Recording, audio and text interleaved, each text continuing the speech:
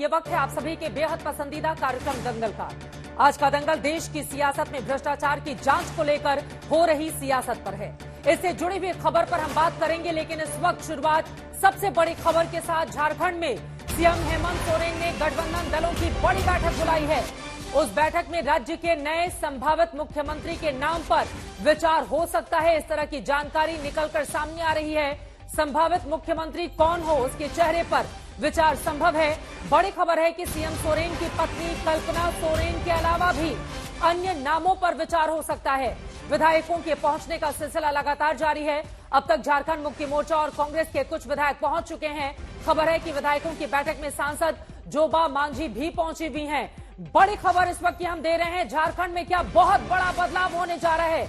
लगातार बीते कई दिनों से अटकलों का बाजार गर्म है। मुख्यमंत्री के खिलाफ जिस तरह से जांच चल रही है, उसके बाद एक तरफ झारखंड मुक्ति मोर्चा का बीजेपी सरकार पर हमला है, ये कहते हुए कि दरअसल ईडी का समन देकर बार बार चुने हुए मुख्यमंत्री को परेशान करने का काम किया जा रहा है। तो वहीं दूसरी तरफ झारखंड मुक्ति मोर्चा के अंदर खाने से जिस तरह की खबरें सामने आ रही हैं, उससे ये कहा जा सकता है कि संभावित सीएम के नाम को लेकर बड़ी चर्चा इस बैठक में हो सकती है। क्या हेमंत सोरेन अपनी पत्नी को बनाएंगे मुख्यमंत्री या फिर किसी दूसरे विधायक पर दिखाएंगे अपना विश्वास, ये बड़ा सवाल बना हुआ है। हालांकि एक वक्त ऐसा भी था जब बिहार में लालू प्रसाद यादव ने अपनी पत्नी राबड़ी देवी को मुख्यमंत्री बनाया था, तो क्या उसी तर्ज पर, चूंकि यहां पर आरजेडी भी गठबंधन में शामिल है, उसी तर्ज पर हेमंत सोरेन कोई बड़ा फैसला करेंगे या फिर किसी दूसरे विधायक पर अपना विश्वास दिखाते हुए उनको मुख्यमंत्री की कुर्सी देंगे। कई ऐसे सवाल हैं जिसका जवाब मिलना भी बाकी है। कल्पना सोरेन के अलावा दूसरे नाम पर भी विचार विमर्श किया जा रहा है। सीएम सोरेन को ही इसके लिए विधायक अधिकृत कर सकते हैं कि आप ही फैसला लें, जो भी फैसला लेना है वो हेमंत सोरेन ही ले। हेमंत सोरेन, शिबू सोरेन दोनों इसको लेकर बड़ी बैठक इस वक्त कर रहे हैं। हमारे साथ हमारे संवाददाता जुड़ चुके हैं ज्यादा जानकारी के साथ। सत्यजीत इस वक्त हमारे साथ मौजूद हैं। सत्यजीत, कल्पना सोरेन के अलावा भी दूसरे नामों पर विचार चल रहा है, ये बड़ी जानकारी निकलकर सामने आई है। बैठक क्या शुरू हो चुकी है, अंदर खाने क्या चल रहा है, विस्तार से जानकारी दे, पीछे का माहौल भी दिखाइए। चित्रा, सबसे पहले आपको दृश्य दिखाते हैं यहाँ पे कि किस तरह से मीडिया ग्लेयर है, किस तरह से जो है तमाम जो है आप देख सकते हैं कैमरे जो हैं वो आपको खाली सिर्फ कैमरे और आपको न्यूज गैदर करने के लिए जो रिपोर्टर्स है वो आपको दिख रहे हैं। तो आपको इस बैठक का सिग्निफिकेंस इससे पता चल जाता है कि कितना महत्वपूर्ण है ये बैठक, कितना इंपॉर्टेंट है।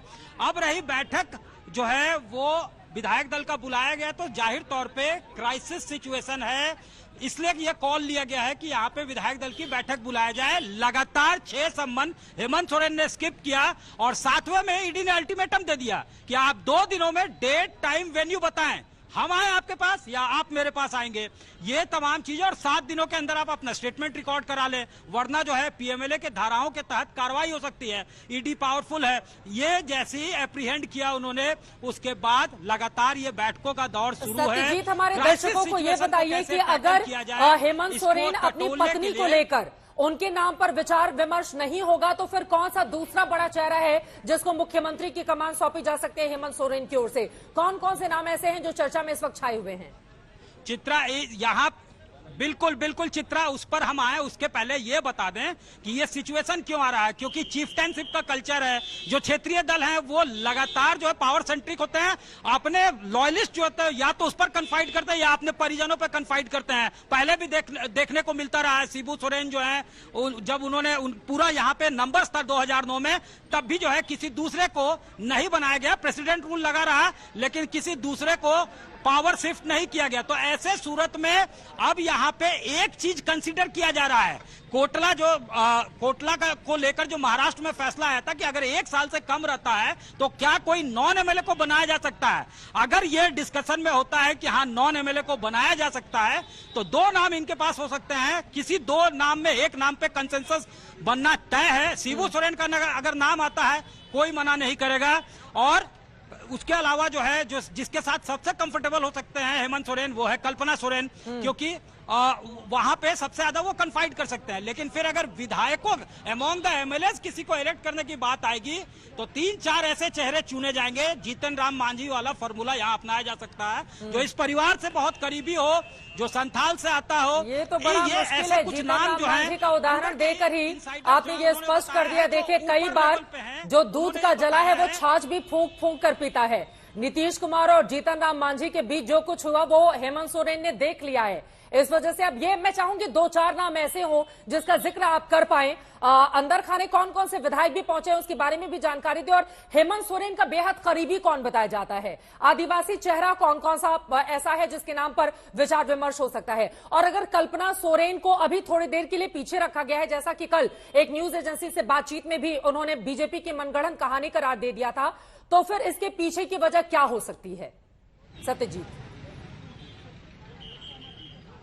यही बता रहे थे चित्रा कि देखिए, इसमें एक टेक्निकल जो है वो इशू इमर्ज होकर सामने आया। वो ये है कि 1 साल से कम जो है उसमें आप एमएलए नॉन एमएलए को आप बना सकते हैं या नहीं। अगर नॉन एमएलए को आप बनाते हैं तो उसको चुनाव लड़ना होगा। इलेक्शन कमीशन ने अगर मना कर दिया कि 1 साल से कम बच रहा है, हम किसी नॉन एमएलए को नहीं बना सकते हैं, उसको शपथ हम नहीं दिलवा सकते हैं, तो ऐसे सिरत में समस्या हो सकती है। शायद यही वजह है कि हेमंत सोरेन ने यह कहा, क्योंकि कोटला वाला मामला में महाराष्ट्र हाईकोर्ट का जो फैसला था उसके बाद से सीरियसली इसको कंसीडर किया जा रहा है कि कल्पना सोरेन के नाम पे सहमति तो बन सकती है, लेकिन वो नॉन एमएलए हैं। इसके अलावा शिबू सोरेन जो है वो भी नॉन एमएलए हैं, उनके नाम पे भी सहमति बन सकती है, लेकिन साल भर से कम बचता है। 31 दिसंबर को इनका इस्तीफा आता है, गांडे विधायक सरफराज अहमद का। 29 दिसंबर को इन्होंने शपथ लिया था, तो 29 दिसंबर से ही माना जाएगा कि सरकार बन गई। ठीक है। हालांकि विधानसभा का गठन यहाँ 5 जनवरी को हुआ था, उस हिसाब से देखा जाए तो अभी भी इनके पास समय है।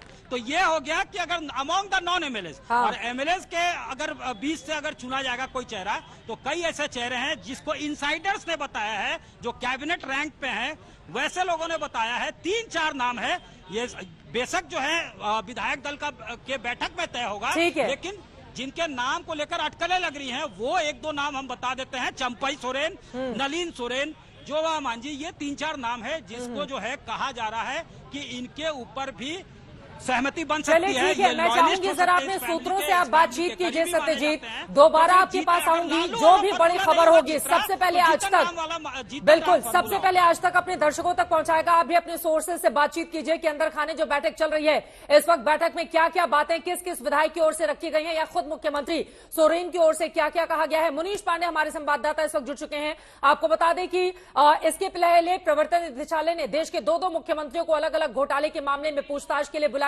लेकिन दिल्ली के सीएम अरविंद केजरीवाल ने साफ साफ मना कर दिया। उल्टा उन्होंने ईडी को खत लिख दिया है। अब इसके जवाब में ईडी की ओर से क्या बातें कही गई हैं मुनीश? अब तो खुद ही दिल्ली के सीएम अरविंद केजरीवाल ईडी को चिट्ठी लिखकर पूछ रहे हैं कि आप मुझे बताइए कि किस रूप में प्रस्तुत किया जा रहा है, या और भी डिटेल्स है।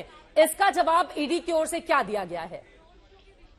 जी देखिए चित्रा, अरविंद केजरीवाल को 3 बार समन किया गया है। पहले समन के जवाब में अरविंद केजरीवाल ने कहा था कि 3 राज्यों में चुनाव है, इसकी वजह से नहीं आ सकते। दूसरी बार उन्होंने कहा कि उन्हें विपासना में जाना है, और तीसरी समन का जवाब में उन्होंने कहा है कि ईडी ने सवालों की लिस्ट नहीं भेजी है। अगर ईडी को सवाल जवाब करना है तो सवालों की लिस्ट भेजनी चाहिए। ईडी का साफ तौर पर कह रहे हैं कि अरविंद केजरीवाल आयकर विभाग में बतौर IRS ऑफिसर रह चुके हैं। उनको यह बात की जानकारी अच्छी तरीके से है कि कोई भी एजेंसी या कोई भी पुलिस क्या सवाल जवाब करने हैं, उन सवालों की लिस्ट किसी भी आदमी को नहीं देती है, चाहे वो विटनेस के तौर पे आए या फिर आरोपी के तौर पे आए। लेकिन यहाँ पर अरविंद केजरीवाल कहीं ना कहीं जानबूझकर ईडी के सवालों से बचना चाहते हैं, ईडी के सामने पेश नहीं होना चाहते हैं, और इसी वजह से वो इस तरह का पत्र ईडी को लिख रहे हैं। कहीं ना कहीं जो ऑफिसर्स हैं इस बारे में बहुत ज्यादा खुश नहीं है, वो नाखुश हैं, और उनका कहना है कि आगे आने वाले समय में वो कोई कड़ा कदम उठा सकते हैं। रही बात सबूतों की चित्रा, तो देखिए ईडी का साफ तौर पे कहना है कि उनके पास कुछ ऐसे सबूत अरविंद केजरीवाल के पास में मौजूद हैं जिसको लेकर वो अरविंद केजरीवाल से आमना सामना कराना चाहते हैं, ताकि एक बार वो अरविंद केजरीवाल का भी पक्ष जान लें और उसके बाद ही वो आगे की कार्रवाई करेंगे। ठीक है, ये बड़ी बातें आपकी ओर से बताई जा रही हैं, लेकिन एक बार फिर से देखिए हमारे दो सहयोगी इस वक्त जुड़े हुए हैं। झारखंड में बड़ी हलचल है, जहां से सत्यजीत हमारे संवाददाता बता रहे हैं कि कौन बन सकता है मुख्यमंत्री संभावित, क्या इसको लेकर ये जो बैठक चल रही है उसमें सीएम कौन होगा, इसको लेकर चर्चा चल रही है। अंदर खाने से जैसे खबर सामने आएगी वो पहुंचाएंगे। हमारे साथ ईडी की कार्रवाई से जुड़ी हुई हर एक जानकारी आप तक मुनीश पांडे पहुंचाते हैं। मुनीश हमारे साथ जुड़े हुए हैं। मुनीश, चाहे अरविंद केजरीवाल हो या फिर हेमंत सोरेन हो, दोनों ही मुख्यमंत्रियों को बार बार समन भेजे जाने के बावजूद दोनों मुख्यमंत्री ईडी के सामने हाजिर नहीं होते हैं। अगर इस तरह की स्थिति बनी रहती है तो फिर ईडी के पास ऑप्शन क्या है? ईडी क्या कार्रवाई कर सकता है, या फिर आपको लगता है कि चूंकि मामला सीएम का है तो हाथ ईडी के बंधे हुए हैं? जी देखिए चित्रा, ये बेहद ही महत्वपूर्ण सवाल है।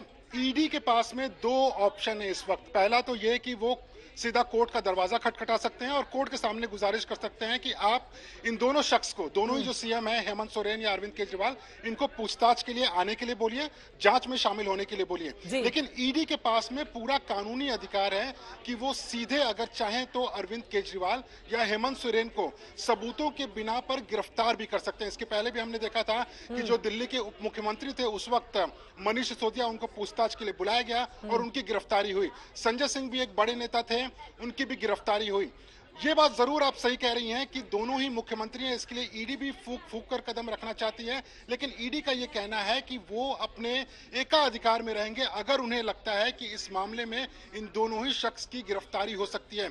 जहां तक समन को अवॉइड करने का मामला है, जांच में शामिल नहीं होने का मामला है और पत्र लिखकर ईडी को जवाब देने का मामला है, वो 1, 2, 3, 4 या 10 बार भी कर सकते हैं अरविंद केजरीवाल या हेमंत सोरेन। लेकिन जहां तक ईडी की बात है, वो सिर्फ ईडी ही तय करेगी कि आखिरकार इसमें आगे की कार्रवाई क्या करनी है। कोर्ट का दरवाजा खटखटाना है, दोबारा समन देना है या सीधे गिरफ्तारी करनी है। दो अलग अलग तस्वीरें अपने दर्शकों को दिखा रहे हैं। उसके बाद मैं फौरन मुनीश आपके पास आऊंगी और जानूंगी कि जमीन घोटाला मामले में यहां पर हेमंत सोरेन के सामने ज्यादा बड़ी चुनौती है या फिर खनन मामले को लेकर और दिल्ली से जुड़ी हुई जो बड़ी जानकारी अरविंद केजरीवाल से संबंधित आप दे रहे हैं उस पर भी कई और सवाल होंगे। लेकिन उसके पहले जरा दोनों तस्वीरें हम दिखाते हैं। देश के दो मुख्यमंत्रियों को अलग अलग घोटाले के मामले में पूछताछ के लिए ईडी ने बुलाया। दिल्ली के सीएम अरविंद केजरीवाल को शराब घोटाले के मामले में पूछताछ का तीसरा समन मिला। झारखंड के सीएम हेमंत सोरेन को खनन घोटाले में पूछताछ के लिए 7वां समन मिला था। दोनों ही मुख्यमंत्री पूछताछ के लिए नहीं गए, दोनों ने ईडी को जवाब भेज दिया। वो जवाब भी करीब करीब एक जैसा ही है। दोनों सीएम ने कहा है कि ईडी को समन जो हमारे लिए भेजा जा रहा है वो पूरी तरह से राजनीति से प्रेरित है, बदनाम करने की नियत है। हालांकि बीजेपी की ओर से कहा जा रहा है कि केजरीवाल को अब अपनी गिरफ्तारी का डर सता रहा है, इसीलिए जांच से घबरा रहे हैं। घबराहट की हालत में झारखंड में भी इस वक्त देखने को मिल रही है। बीजेपी का दावा है कि हेमंत सोरेन का बचना मुश्किल है। ऐसे में हेमंत सोरेन ने थोड़ी देर पहले रांची में ही गठबंधन में शामिल दलों के विधायकों की बड़ी बैठक बुला ली है। अलग अलग दलों के तमाम खास मेहमान हमारे साथ जुड़ेंगे, जिनके साथ चर्चा में हम आगे बढ़ेंगे। लेकिन उसके पहले हमारी ये रिपोर्ट देखिए। झारखंड के रांची में सीएम सोरेन के प्रेस सलाहकार के घर छापा। झारखंड के साहेबगंज में आईएस रामनिवास यादव के घर छापा। झारखंड के हजारीबाग में डीएसपी राजेंद्र दुबे के घर छापा। झारखंड के देवघर में पूर्व विधायक राजकिशोर यादव के घर छापा। झारखंड से पश्चिम बंगाल तक, पश्चिम बंगाल से राजस्थान तक प्रवर्तन निदेशालय के छापे पड़ रहे हैं। खनन घोटाले में जांच एजेंसी सबूतों की तलाश में। लेकिन ना तो झारखंड के मुख्यमंत्री हेमंत सोरेन ईडी के समन पर पूछताछ के लिए हाजिर हो रहे हैं और ना ही दिल्ली के शराब घोटाले में अरविंद केजरीवाल जांच एजेंसी के सामने पूछताछ के लिए हाजिर हो रहे हैं।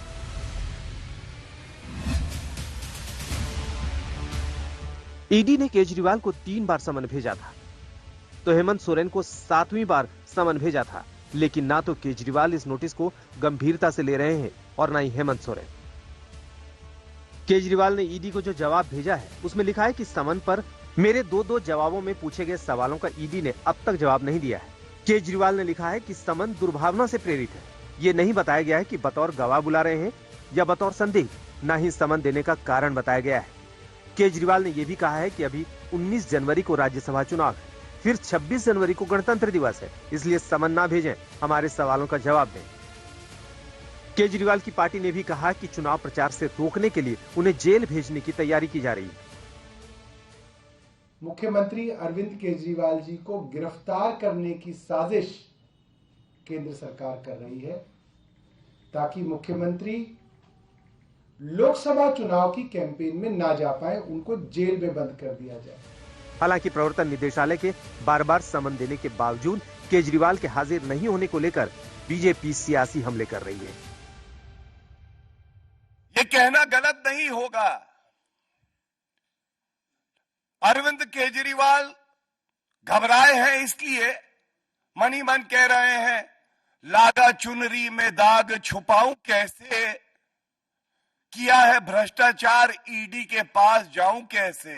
जो लोग राजनीति में आने से पहले ईमानदारी की दुहाई देते थे, आज सबसे बड़ी बेईमान पार्टी आम आदमी पार्टी बनी है। कहीं ना कहीं दाल में कुछ काला है, यहाँ तो पूरी दाल ही काली नजर आती है। लेकिन जिस तरह का व्यवहार अरविंद केजरीवाल कर रहे हैं, ये एक अपराधी की मानसिकता है। घोटाले के आरोपों में जांच एजेंसियों के रुख को लेकर केजरीवाल की लाइन पर ही झारखंड के मुख्यमंत्री हेमंत सोरेन भी अब ईडी के नोटिस को अनसुना करने लगे। पिछले हफ्ते ही सोरेन ने कहा था कि ईडी कानून से ऊपर नहीं है। तो आपको क्या लग रहा है कि मैं भाग रहा हूं या मैं अपना बोरिया बिस्तर समेट के कोई विदेश में जाके बस गया हूं? अगर राजनीतिक लोगों पर इतने आरोप लगते हैं तो क्या संवैधानिक संस्थाओं पर आरोप नहीं है क्या? और खबर है कि इस बार भी हेमंत सोरेन ने ईडी को भेजे जवाब में कहा है कि ये जांच राजनीति से प्रेरित और छवि को नुकसान पहुंचाने की नियत से की जा रही है। पहले से हेमंत सोरेन को तो हम लोग कह रहे थे कि सरकार भ्रष्ट है, इसको तो हटना चाहिए, हटाना चाहिए। इसको हम लोग मांग कर चुके हैं, विधि सम्मत राज्यपाल को कार्रवाई करनी चाहिए। हम सब लोग मिल चुके हैं गवर्नर से।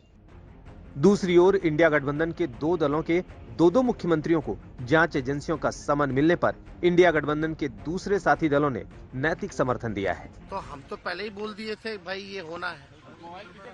जो भी जांच एजेंसियां हैं सब लोग दबाव में काम कर रहे हैं।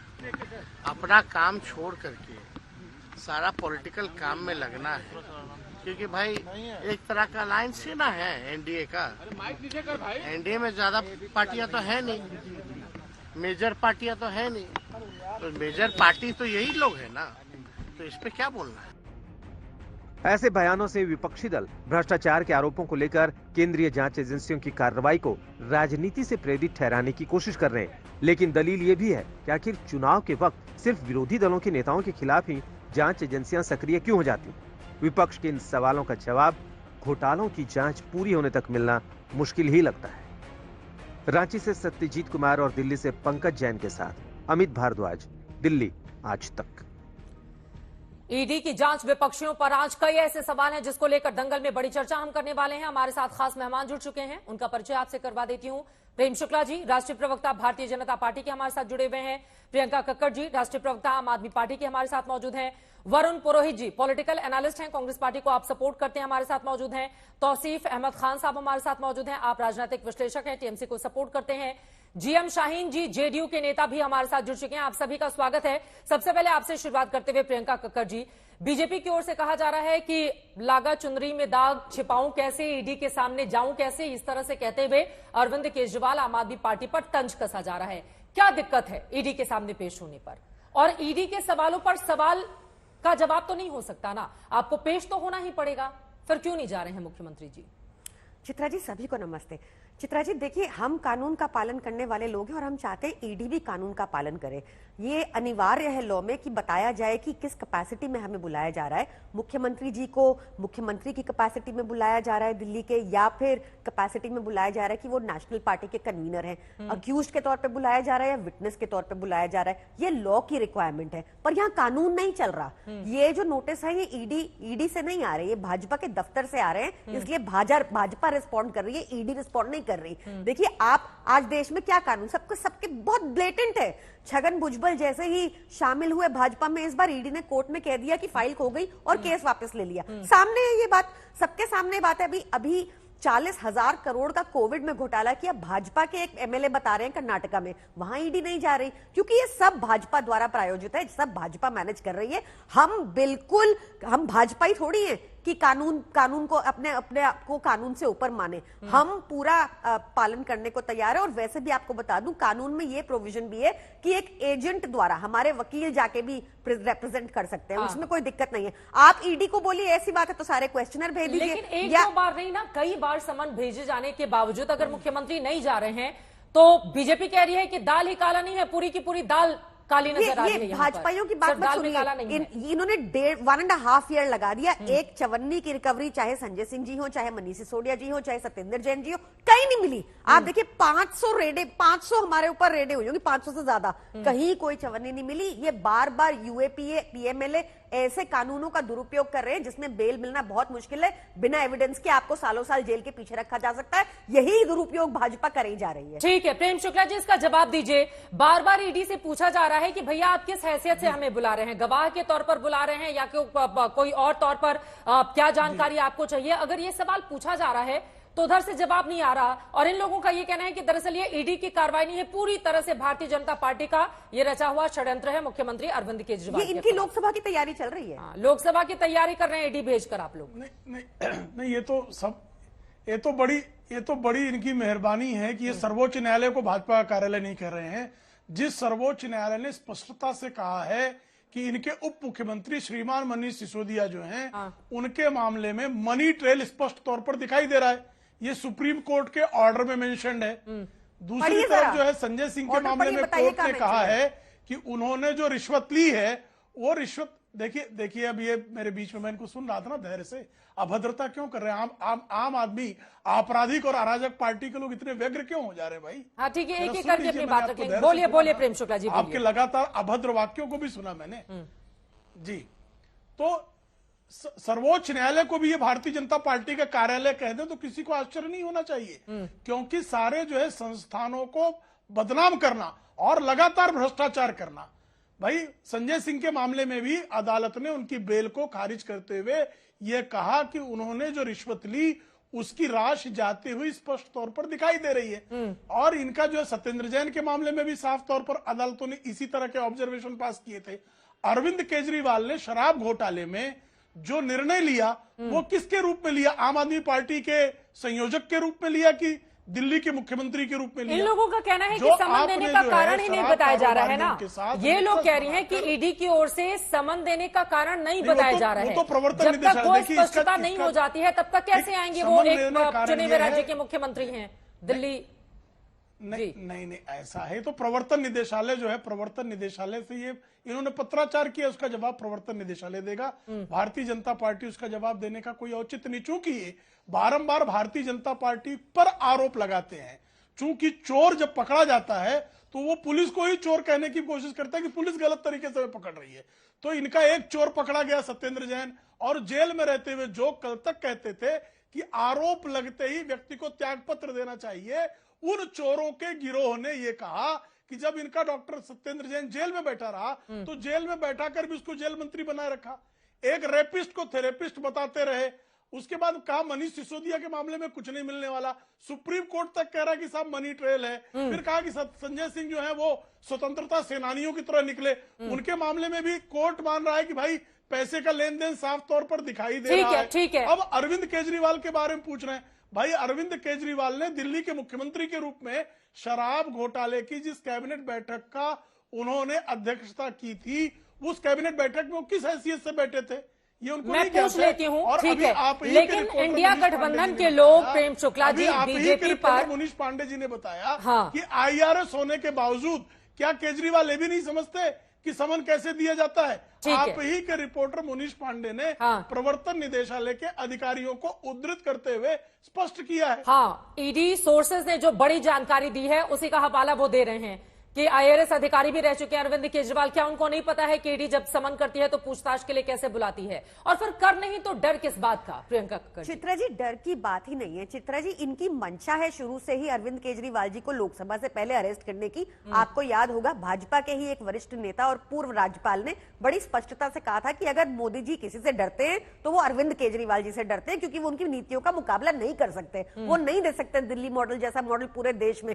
आज तक इनके राज्यों में 24 घंटा बिजली तक नहीं आती। ये हालत है भाजपा में, सारे लॉसेस में है इनके स्टेट। जहां तक इनको पता है कि समन पे ये होना चाहिए, वो होना चाहिए, सारे समन तो भाजपा दफ्तर में ही बन रहे हैं। इनको बोलिए समन ठीक करके भेज दें, हम चले जाएंगे। आप क्वेश्चनर भेज दीजिए, क्वेश्चनर को सार्वजनिक कर दीजिए, हम ओपन डिबेट भी कर लेंगे, हम लिखित में भेज देंगे। आपको ऐसा क्यों है कि भाजपा दफ्तर, ईडी दफ्तर में ही जाके अरविंद केजरीवाल जी जवाब दे? ऐसी क्या आपकी रिक्वायरमेंट है? और इतनी रिक्वायरमेंट है भी, आप बुलाना चाहते हैं, आप ठीक कर दीजिए। मुझे इनसे जवाब पूछना है, अभी भी इन्होंने जवाब नहीं दिया। छगन भुजबल भाजपा में आते ही ऐसा क्यों हुआ कि ईडी ने कोर्ट में बोला कि फाइल खो गई और सारे केस ड्रॉप हो गए? मुझे इस पर्टिकुलर सवाल पूछना है इनसे, क्योंकि इनके लिए ना क्या है, भाजपा से है तो थोड़ा काला अक्षर भैंस बराबर रहता है, इनको लॉ कानून की जानकारी थोड़ी कम है। तो मैं आपको फिर से कह रही हूँ, बताइए ईडी ने कैसे बोला कोर्ट में कि फाइल खो गई छगन भुजबल की और हम केस वापस लेते हैं? बताइए प्रेम शुक्ला जी, एक ही क्वेश्चन है आपसे। चलिए ठीक है, वरुण पुरोहित जी और बाकी मेहमानों के पास में जाऊंगी, लेकिन उसके पहले प्रेम शुक्ला जी इनके सवालों पर जवाब दीजिए आप।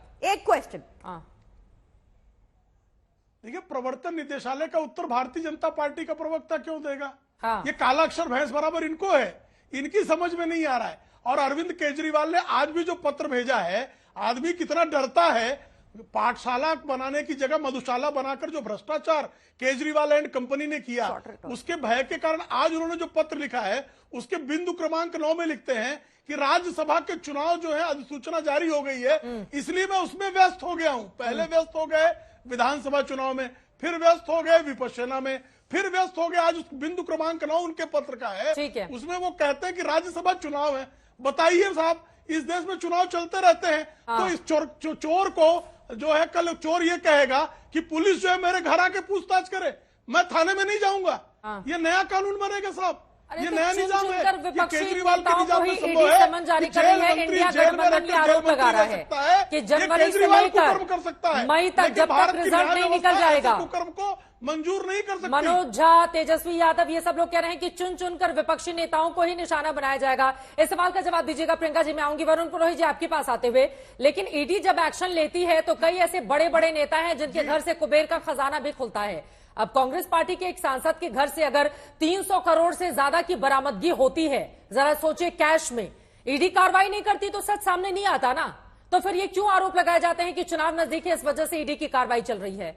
अब ईडी तो अपनी कार्रवाई, अगर हम शराब घोटाला मामले में देखें, मनीष सिसोदिया, उसके पहले तमाम दूसरे भी नेता, या फिर झारखंड का ही मामला ले लें, वहां पर भी पिछले साल भी कई लोगों के खिलाफ एक्शन हुआ था, ईडी की छापेमारी हुई थी, तब तो चुनाव नजदीक नहीं थे। वरुण पुरोहित जी, ईडी पर सवाल क्यों?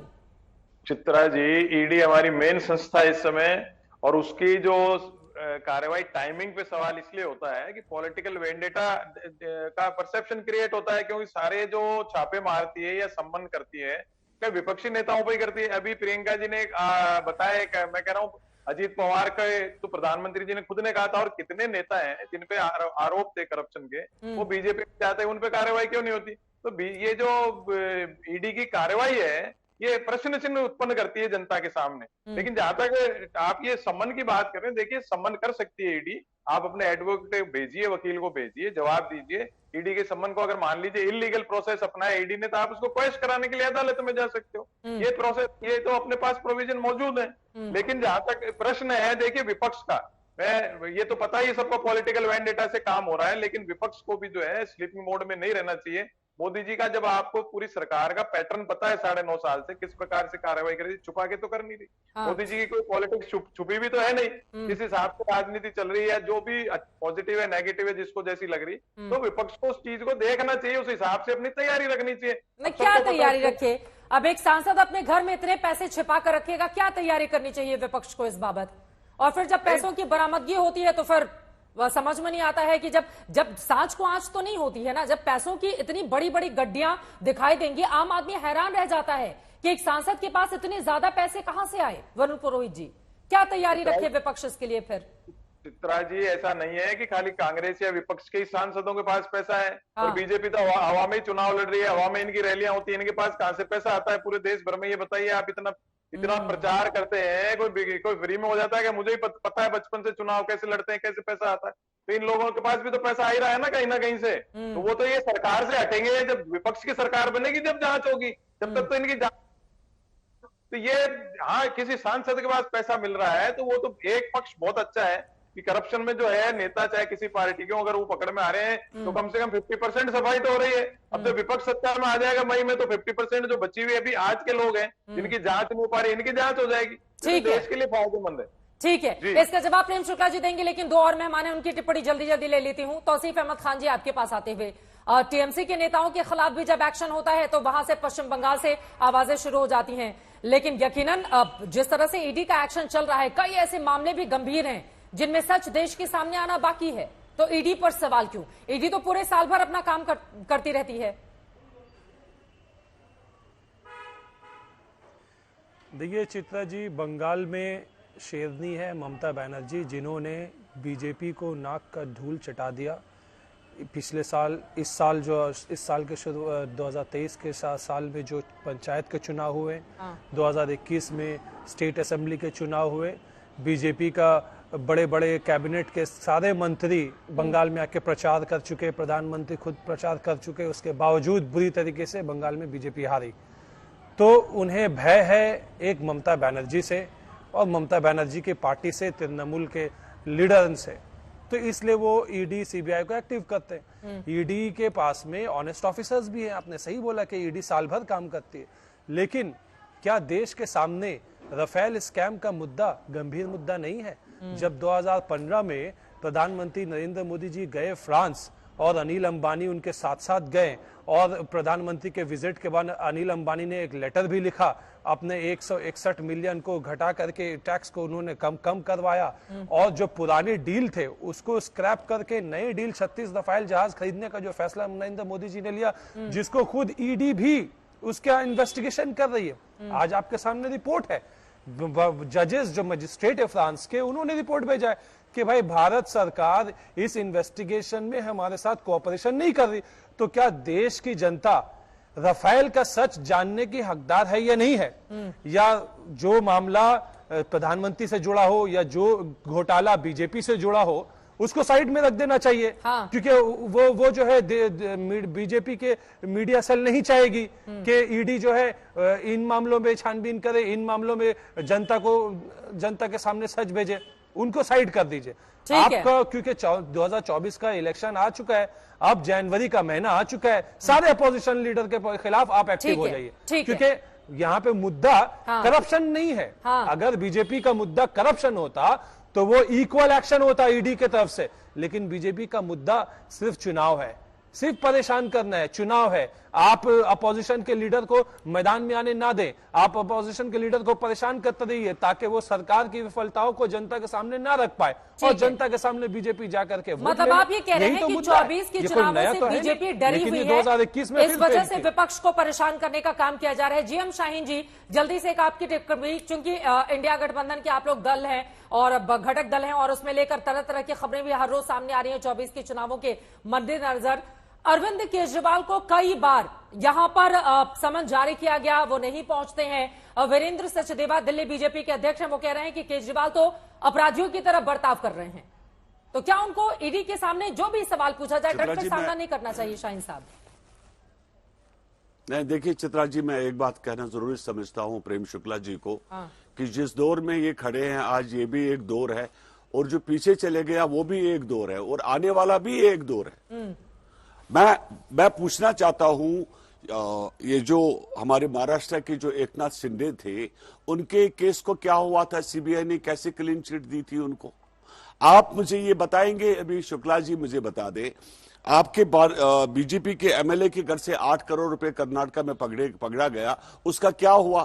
देखिए, एक तोता इनके पास है और इन्होंने सिंपल क्या करना है, एनडीए जो हमारा जो पार्टी है इंडिया गठबंधन की, जहां पर भी इनको लगता है कि हमें तकलीफ है, जहां पर इनको हार का सामना करना पड़ेगा, वहां पर इन्होंने तोता घुमाना है।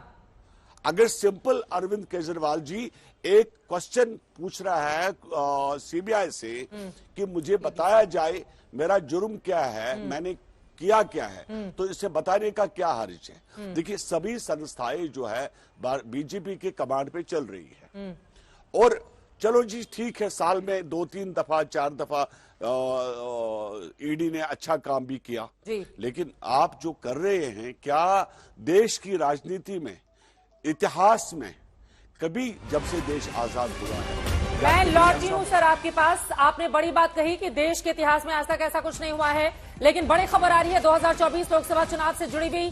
7 जनवरी से राज्यों का दौरा शुरू करने जा रहा है चुनाव आयोग। निर्वाचन आयोग 7 जनवरी से करेगा लोकसभा चुनाव के लिए तैयारियों का जायजा लेने के लिए राज्यों के दौरे का शुभारंभ करेगा। चुनाव आयोग तमिलनाडु से इसकी शुरुआत करेगा। राज्यों के 3 दिवसीय दौरे के सिलसिले में पहले चरण में आयोग तमिलनाडु की 39, आंध्र प्रदेश की 25 और तेलंगाना विधानसभा की सीटों पर चुनावी तैयारियों का जायजा लेगा। 7 से 10 जनवरी तक दौरे पर चुनाव आयोग के तमाम अधिकारी रहेंगे। मुख्य निर्वाचन आयुक्त राजीव कुमार, अनूप चंद्र पांडे और अरुण गोयल लोकसभा चुनाव के लिए दौरा करने वाले हैं। उनके साथ अन्य आला अधिकारी भी होंगे। आयोग राजनीतिक दलों और स्थानीय प्रशासनिक अधिकारियों के साथ बैठक कर सुरक्षा इंतजाम और सुरक्षा बलों की जरूरत, परीक्षाएं, त्योहार, मौसम सहित कई पहलुओं पर विचार करेंगे। तो कुल मिलाकर उल्टी गिनती अब शुरू हो गई है। लोकसभा चुनाव के मद्देनजर चुनाव आयोग की ये बड़ी तैयारी है। उल्टी गिनती शुरू हो चुकी है। दक्षिण से चुनाव आयोग की ये तैयारी शुरू होगी और धीरे धीरे करते हुए देश के अन्य राज्यों में जाते हुए अधिकारी ये तय करेंगे कि किस महीने में कौन सी तारीख देखी जाए। तमाम दूसरे भी मुद्दे होंगे जिनको एड्रेस करते हुए चुनाव आयोग के अधिकारी निर्णय लेंगे कि तारीखें कब और किस समय क्या क्या तय की जाए। ये बड़ी जानकारी इस वक्त की सामने आई है। 24 का चुनाव सिर पर है, लेकिन बड़े सारे सवाल जो इस वक्त लगातार इंडिया गठबंधन को लेकर, एनडीए को लेकर खड़े हो रहे हैं, ईडी की कार्रवाई को लेकर। शाहीन साहब, आप अपनी बात को पूरी कर ले। प्रेम शुक्ला जी उसके बाद सभी की बातों का जवाब देंगे। शाहीन जी, आपको बीच में रोकना पड़ा था, लेकिन ईडी अपनी कार्रवाई नहीं करे क्या? आप चुनाव है सर, नहीं, अगर चुनाव है तो चुनाव से ईडी के अधिकारियों का क्या लेना देना? वो तो अपने हिसाब से काम करेंगे ना। वो थोड़ी ना हाथ पे हाथ धरे बैठे रहेंगे कि भैया चुनाव चला जाए, उसके 4 दिन के बाद जाकर हम वहां पर रेड करने वाले हैं। चित्रा जी, अगर उनके खिलाफ सबूत है तो एफआईआर क्यों नहीं लगाते? एफआईआर लगाए, अरेस्ट करे अगर उनके खिलाफ सबूत है। जब आपके पास कोई सबूत नहीं मिल रहा तो एक इंसान को, एक चीफ मिनिस्टर को परेशान करने का क्या मतलब बनता है?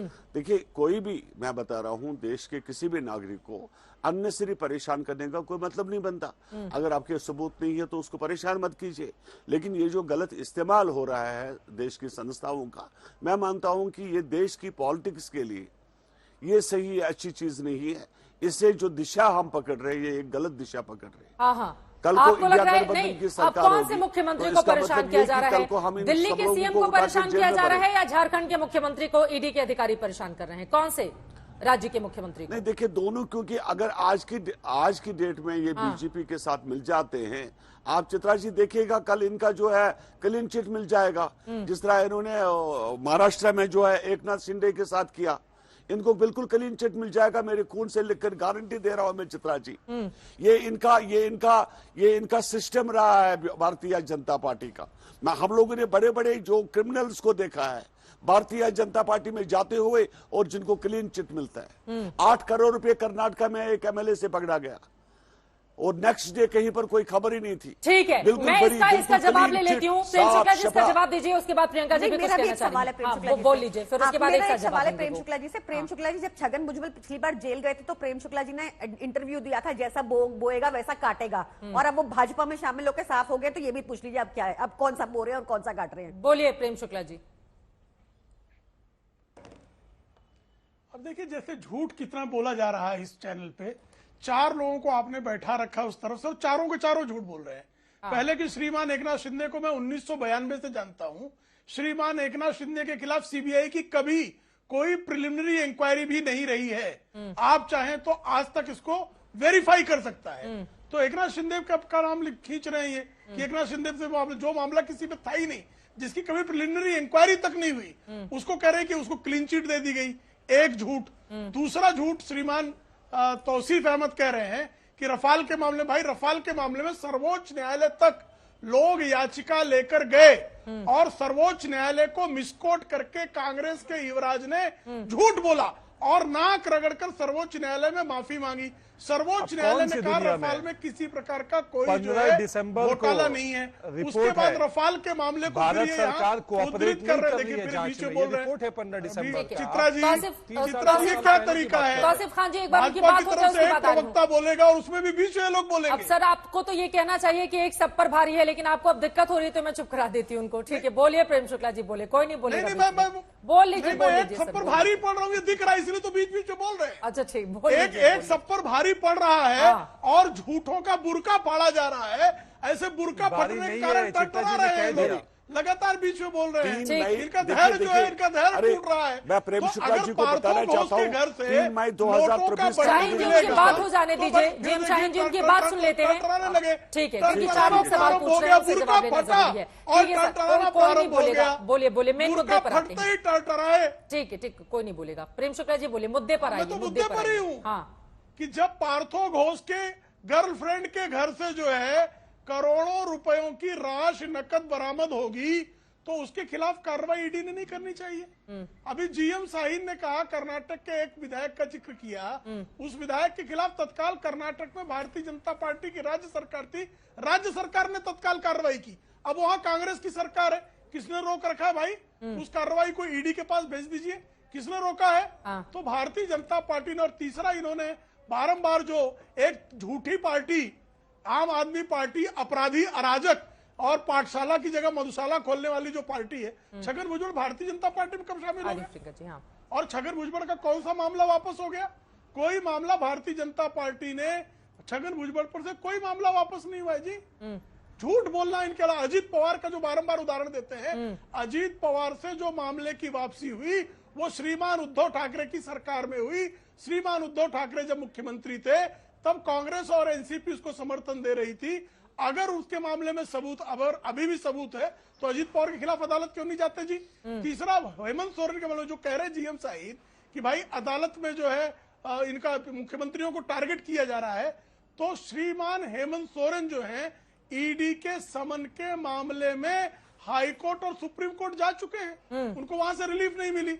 अगर हाईकोर्ट और सुप्रीम कोर्ट भी श्रीमान हेमंत सोरेन को रिलीफ नहीं देता, अगर सुप्रीम कोर्ट भी मनीष सिसोदिया को भ्रष्टाचारी मानकर उनके पीएम, उन्होंने किस तरह से मनी ट्रेल है वो बताता है, अगर संजय सिंह को अदालत कहती है कि रिश्वत देने का मामला सामने दिखाई दे रहा है, तो इनको भारतीय जनता पार्टी अपील करे कि इनको छोड़ दो। ठीक है, ये आप अपेक्षा कर रहे हैं। ठीक है, ये इनकी अपेक्षा है।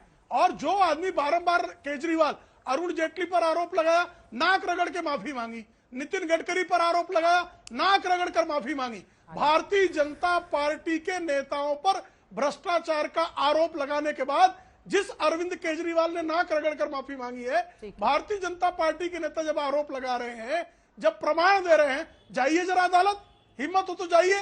क्यों इनकी हिम्मत नहीं हो रही है? क्योंकि ये भ्रष्ट है। ठीक है, क्योंकि देखिए ये सवाल तो बड़ा है ना, चाहे मनीष सिसोदिया का मामला हो, सत्येंद्र जैन का मामला हो या फिर संजय सिंह का मामला हो। अब बीजेपी के जो आरोप है वो अपनी जगह हो सकते हैं, लेकिन अदालतों से भी आपके बड़े नेताओं को राहत नहीं मिल रही है। चित्रा जी, इसका मैं बड़ा शॉर्ट में आंसर देती हूँ। ये पीयूएपी और पीएमएलए का इसमें इन्होंने जो संशोधन कर दिया है उसमें परमिट, एक तरह से आप जेल के अंदर बिना एविडेंस के रख सकते हैं। आप अपनी बात को पूरी कीजिएगा। बड़ी खबर आ रही है, पूर्व मुख्यमंत्री बाबूलाल मरांडी ने राज्यपाल को चिट्ठी लिखी है। बड़ी खबर सामने आ रही है। भाजपा प्रदेश अध्यक्ष और पूर्व सीएम बाबूलाल मरांडी ने महामहिम राज्यपाल को चिट्ठी लिखा है, राज्य को संवैधानिक संकट से बचाने का आग्रह किया है। सत्यजीत हमारे संवाददाता जुड़ चुके हैं ज्यादा जानकारी के लिए और ज्यादा जानकारी के साथ। सत्यजीत, यानी कि भारतीय जनता पार्टी को लगता है कि संवैधानिक संकट आ गया है, राज्य को बचाया जाए, राज्यपाल फैसला करे, इसी वजह से ये चिट्ठी लिखी गई है। देखिए, बिल्कुल ये बीजेपी साफ तौर से पहले ही कह रही थी और बाबूलाल मरांडी ने पहले भी कहा था, जब वो दुमका में थे तो उन्होंने कहा था कि लगातार कार्य हो रहा है यहाँ पे और अब एक्सपेरिमेंट करने की कोशिश की जा रही है, नए नए प्रयोग करने की कोशिश की जा रही है ताकि सत्ता में बने रहे। जेएमएम लेड गवर्नमेंट जो है वो सत्ता में बने रहे, इसके लिए नया नया प्रयोग किया जा रहा है। या तो यहाँ पे बिहार का फॉर्मूला लगाया जा रहा है कि अपने हट जाओ फिर अपने परिजनों को बना दो, या फिर ऐसे कोई वफादार की तलाश की जा रही है या लॉयलिस्ट की तलाश की जा रही है जो कि रबर स्टैंप मुख्यमंत्री रहेगा, पीछे से तार तो अपने हाथ में ही रहेगा, इस तरह के चेहरे की तलाश की जा रही है। या तो जीतन राम मांझी फॉर्मूला, जिस तरह से बिहार में राबड़ी देवी को इंस्टॉल किया गया था, वो फॉर्मूला। तो यानी कि कुल मिलाकर राजनीति इस पूरे मामले में गर्मा गई है। आगे क्या होगा ये देखना बड़ा महत्वपूर्ण रहेगा, क्योंकि झारखंड की राजनीति जिस तरह से पलट रही है, बदल रही है, कौन बनेगा मुख्यमंत्री, संवैधानिक स्थिति क्या वहां की खराब हो गई है, कई ऐसे सवाल है जिसका जवाब मिलना अभी बाकी है। जल्दी से एक लाइन में अपनी बात पूरी कर ले प्रियंका जी। लेकिन यूएपी और पीएमएलए में उन्होंने ऐसे संशोधन कर दिए कि बिना एविडेंस से एक लंबे समय तक जेल के पीछे रखा जा सकता है। कोई भी बुलंद आवाज पे उन पे ये कानून लगा रहे हैं। मेरे को शायद इनसे कहना है कि अभी अपनी बात से बेशुमार जुमला पार्टी फिर मुकर रही है, जो इनकी नींव ही बंगारू लक्ष्मण की है, जो देश के रक्षा सौदे में भी पैसे खाते हुए पकड़े गए थे। ठीक है, कुल मिलाकर आरोप प्रत्यारोप का दौर जारी है। वक्त हमें इतने की इजाजत देता है। आगे इस पूरे मामले में क्या रहेगा ईडी का एक्शन, दोनों सीएम की ओर से क्या समन पे समन का जवाब चिट्ठी से दिया जाएगा या फिर पेशी के लिए वो लोग जाएंगे भी, हर एक जानकारी, हर एक खबर आज तक आप तक पहुंचाता रहेगा। इसी के साथ दंगल में अभी के लिए बस इतना ही। देश और दुनिया की तमाम खबरों के लिए आप देखते रहिए आज तक।